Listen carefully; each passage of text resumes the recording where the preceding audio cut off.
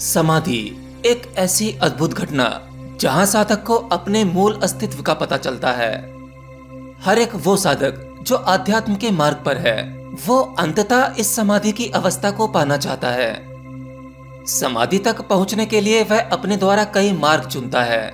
कई बार मार्ग गुरु बताते हैं, परंतु हर एक साधक को समाधि की ये परम घटना नहीं घटती, क्योंकि साधक कहीं ना कहीं बीच में चूक जाता है।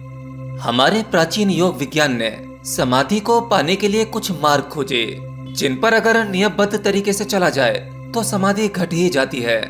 हम उन विशेष मार्गों की भी बात करेंगे, लेकिन उससे पहले यह समझना होगा कि समाधि इतनी दुर्लभ घटना क्यों है जो सबको नहीं घट पाती।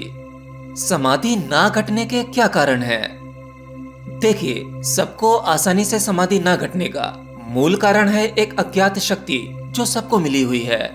वो शक्ति निरंतर तुम्हें कंट्रोल करती है और तुम उन शक्तियों के दास बने रहते हो। समाधि जब मिलती है तो संसार मिट जाता है। तुम संसार के ज्ञान के पार निकल जाते हो। तुम्हें अशरीरी बोध होता है, परंतु तुम इस अवस्था को नहीं जानते। तुमने अब तक संसार का अनुभव किया है। जिस अज्ञात शक्ति की मैं बात कर रहा था, जो निरंतर तुम्हें कंट्रोल करती है, जो तुम्हारे 11 द्वार से बहती है, और वो 11 द्वार हैं तुम्हारी 5 ज्ञानेंद्रियां, 5 कर्मेंद्रियां और एक मन। इन्हीं द्वार से संसार तुम्हारे भीतर प्रवेश करता है। तुम्हारा स्वभाव तो असल में भीतर से मौन होना ही है। तुम्हारे भीतर, तुम्हारे केंद्र में तुम एक परम शांति की अवस्था में हो, और तुम दुनिया भर की सभी क्रियाएं करके, योग अभ्यास करके अपनी उस परम अवस्था को ही ढूंढ रहे हो। लेकिन ऐसा क्या होता है कि जो तुम उससे चूक जाते हो, वो तुम्हारे लिए अज्ञात हो जाती है। देखिए, आपके जो 11 द्वार यानी 11 इंद्रियां जो हैं, वो आपके जन्म से ही सक्रिय होने लगती हैं। और आपको जो 11 इंद्रियों की शक्ति मिलती है, ये तुम्हें इस पृथ्वी के वातावरण के अनुसार मिलती है। आपकी जो भौतिक इंद्रियां हैं, जिससे आप इस प्रकृति, इस संसार का ज्ञान लेते हो। 5 कर्मेंद्रियां हैं जिनसे आप कार्य करते हो, और एक मन जो निरंतर चलता रहता है। इन 11 द्वारों के माध्यम से आप संसार का ज्ञान इकट्ठा करते हो। बस गलती यही करते हो। प्रकृति की यह शक्ति आपको जीवन जीने की सुविधा के लिए मिली है। आपको जो आंखें मिली हैं, जिसे तुम देख सकते हो, देख सको ताकि तुम गिर ना जाओ। कानों से सुनते हो ताकि जीवन सरल हो जाए। ऐसे ही स्मेल और स्वाद लेना, इन सभी इंद्रियों का इस्तेमाल करते करते आपको इसके माध्यम से कुछ ज्ञान भी मिलता है। क्या देखना सही है और क्या गलत, आपको ये ज्ञान मिलता है। क्या सुनना सही है और क्या गलत, ये भी ज्ञान मिलता है।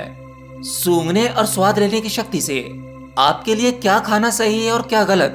कहीं ऐसा ना हो कि आप जहर खा लें और मर जाएं। इस मृत्युलोक पर जन्म लिया है तो कर्म करना तो अनिवार्य हिस्सा है। ये तो चाहे कोई साधारण पुरुष हो या कोई महापुरुष, कर्म तो करना ही होगा। तो आपको प्रकृति द्वारा दी गई ये शक्ति जीवन को सरल बनाने के लिए है, परंतु आप इस अद्भुत शक्ति का इस्तेमाल स्वयं की खोज के लिए कर ही नहीं पाते। आपको लगता है कि आप इस शक्ति का इस्तेमाल कर रहे हो, परंतु यह शक्ति आपका इस्तेमाल कर रही होती है। मन अपने अनुसार इस शक्ति का इस्तेमाल करता है, जिसके कारण तुम सदा मन के वश में रहते हो।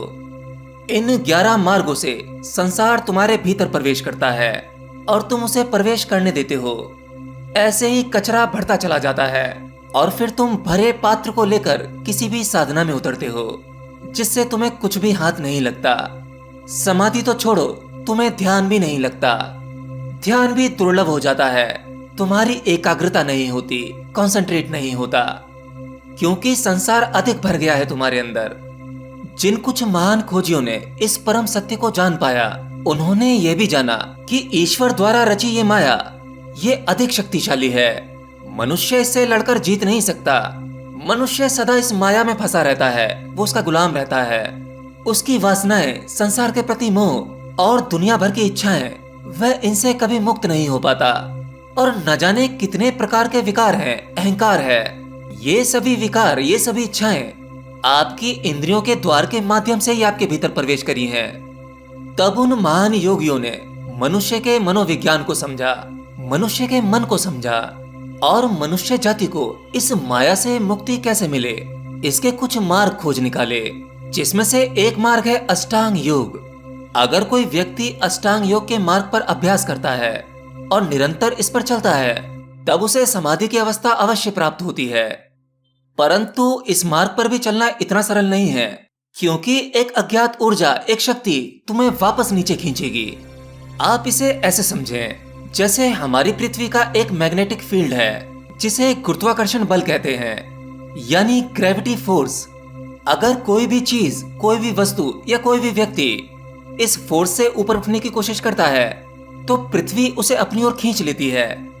आप एक को कोई भी चीज जोर से ऊपर की ओर फेंको, तो अर्थ की ग्रेविटी उसे वापस नीचे खींच लेगी, क्योंकि तुम्हारे द्वारा फेंकी गई उस चीज में उतना फोर्स नहीं था जितना कि पृथ्वी के ग्रेविटेशन में है। पर एक रॉकेट जिसमें बहुत अधिक ऊर्जा की व्यवस्था की गई है, एक रॉकेट को इतनी अधिक ऊर्जा की शक्ति से बाहर फेंका जाता है, ऊर्जा पूरी तरह से जोर लगाती है और वह पृथ्वी के वायुमंडल से बाहर निकल जाता है। पृथ्वी के वायुमंडल से बाहर निकलते ही अब उसे ऊर्जा की आवश्यकता नहीं है, अब वो वहां तैर सकता है।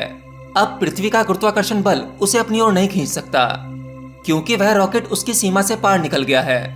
ऐसे ही तुम्हारी भी सीमा है। तुम जो कुछ भी साधना करते हो, ध्यान करते हो, मेडिटेशन करते हो, योग अभ्यास या प्राणायाम करते हो, ये सभी अभ्यास ऊर्जा को बढ़ाने के अभ्यास हैं। परंतु तुम पर्याप्त ऊर्जा अपने भीतर इकट्ठी नहीं कर पाते, जिसके कारण इस संसार की वासनाएं तुम्हें वापस खींच लेती हैं। वो इच्छाएं तुम्हें वापस खींच लेती हैं, अहंकार और विकार तुम्हें खींच लेता है। परंतु अगर तुम उस ऊर्जा को अपने भीतर एक पर्याप्त मात्रा में सक्रिय कर सको, तो तुम इन सांसारिक वासनाओं के झंझट से इसकी सीमा से पार निकल जाओगे। फिर वहां तुम्हें ऊर्जा की आवश्यकता नहीं, और इसी अवस्था को समाधि की अवस्था कहते हैं। अष्टांग योग इसके लिए एक अद्भुत विधि है। तो चलिए मैं आपको कुछ अष्टांग योग के नियम बता देता हूँ। तो अष्टांग योग में 8 अभ्यास हैं। मैं इसे बहुत कठिन भाषा या बहुत अधिक डिटेल में नहीं बताऊंगा, कम शब्दों में ज्यादा समझाने का प्रयास करूंगा। यम, नियम, आसन, प्राणायाम, प्रत्याहार, धारणा, ध्यान और समाधि।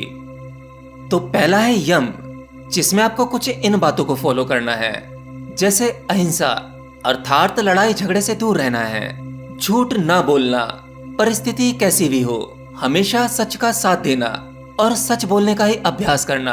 और वैसे अभ्यास तो झूठ बोलने का किया जाता है, सच बोलने के लिए किसी अभ्यास की आवश्यकता नहीं पड़ती। लालच ना करना, किसी से अपशब्द ना बोलना, विषयों में आसक्ति ना होना अर्थात विषय वस्तुओं को भोगो परंतु उनमें आसक्ति ना रखो। ये 5 प्रकार के यम हैं। दूसरा है नियम, जिसमें है स्वच्छता, संतुष्टि, तपस्या, अध्ययन और ईश्वर पर आत्मसमर्पण। तीसरा है आसन, स्थिरम सुखम आसनम अर्थात स्थिर और सुखपूर्वक बैठने की क्रिया, यही आसन कहलाती है। आप अपने अनुसार किसी भी आसन का चुनाव करके बिना तनाव के बैठ सको, वही आसन आपके लिए उपयोगी है। प्राणायाम, अपनी सांसों को नियमित करने की क्रिया, यही प्राणायाम कहलाती है। आज आप जिस प्रकार से सांसें लेते हैं, यह प्राकृतिक रिदमिक क्रिया नहीं है। तुम दुनिया भर के झंझटों में फंसकर ढेर सारा तनाव इकट्ठा करके तुमने अपनी श्वसन क्रिया को बदल दिया है, सांसों के प्राकृतिक पैटर्न को चेंज कर दिया है। जो सांसों का पैटर्न तुम जन्म के वक्त लेकर आए थे, अगर तुम सांसों के उसी पैटर्न को अब हासिल कर सको, तब वह सांसों की प्राकृतिक क्रिया है और इसे अभ्यास से पाया जा सकता है। प्राण ऊर्जा या सांसों का रहस्य, ये कोई छोटा टॉपिक नहीं है। इस पर मैंने 1 नहीं 2 नहीं ढेरों वीडियोस बनाए हैं, जिसे सुनकर आप अपनी सांसों के रिदमिक पैटर्न को समझ सकते हैं। 5वां नियम है प्रत्याहार, अर्थात बाहर की चीजों से मन को हटा लेना। जब तुम्हारा बहुत सी चीजों से मन हटकर किसी एक जगह पर लग जाता है, तब इससे आपकी एकाग्रता अर्थात आपका फोकस बढ़ता है। छठा है धारणा, एक ही लक्ष्य पर ध्यान लगाना अर्थात कंसंट्रेट करना। आज एक सामान्य व्यक्ति की कंसंट्रेशन पावर बहुत कम हो चुकी है। वो लंबे समय तक कंसंट्रेट करना तो छोड़ो, किसी भी चीज या वस्तु पर कुछ सेकंड्स के लिए भी कंसंट्रेट नहीं कर पाता, ध्यान फिर भटक जाता है। तो धारणा के इस नियम में आपको किसी एक चीज की धारणा करके उस पर पूर्ण कंसंट्रेट करने का अभ्यास करना है। अब 7वां है ध्यान, ये तुम्हारे भीतर जहां केंद्रित हो जाए उसका चिंतन करते रहना। हालांकि ध्यान एक ऐसी चीज है जिसे किया नहीं जाता, अगर लग जाए तो। अगर आप ऊपर के 6 नियमों का निरंतर अभ्यास करते हैं तो ध्यान स्वतः ही लग जाएगा। फिर अंत में आता है समाधि, अर्थात ध्यान को चैतन्य में विलय कर देना, उस परम चेतना से एकाएक हो जाना। यही अष्टांगिक योग मार्ग है। अगर कोई साधक इन नियमों का निरंतर अभ्यास करता है तब वह सहज ही समाधि को प्राप्त हो सकता है।